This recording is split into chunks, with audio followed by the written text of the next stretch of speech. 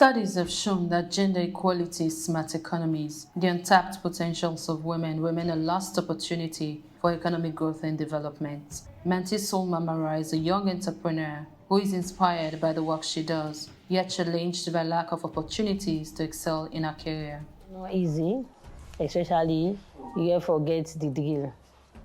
The drill now in there for get the old, for let the school pass and everything.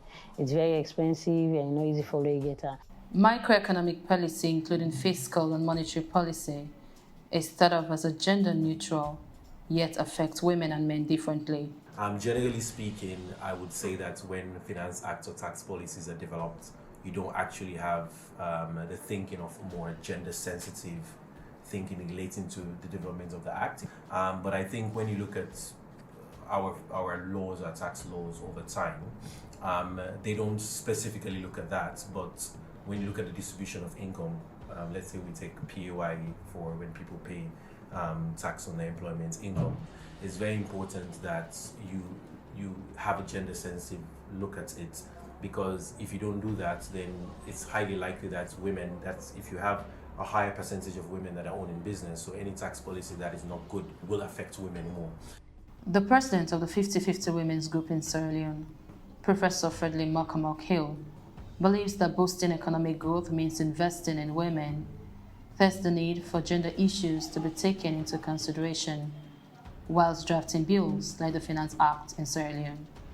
You know that GIWI talks about women having equal access to finance. This is also another valuable area when we talk about economic empowerment for women. If you think about the macroeconomic issues that affect access to finance, you know that GIWI is one, but there are other things that we need to do. So let me give you an example. There was a recently passed Finance Act. This has increased taxes on rice. Women are the primary bread, they're the ones who cook, who have to buy the food. So higher taxes on rice means rice prices have increased. Now you can make the argument that if you increase the taxes on imports, that will help to make domestic rice more competitive. But for that, you also need other policies that have to be implemented. You need to make sure that anything that you have to increase the productivity goes to women, make sure that women are benefiting from that. You also need to make sure not only are farmers given the tools that they need, but that women are involved, because women are the majority of farmers in the country.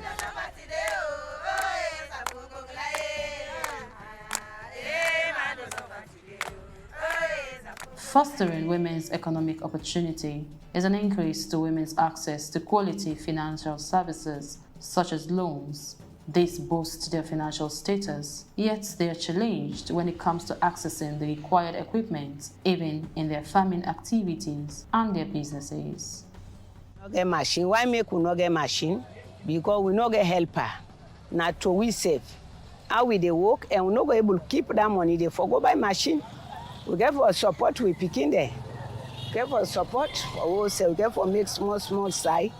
If we get small side, we go they pay for allow buy land, for allow the picking there sell it on our can suffer. We go buy, you will get able done for the day. You go able know how you go make. But now some more with the money. This way buy so packer. As I go and buy the small for no more luck they will see they eat. No easy, one and we. No easy.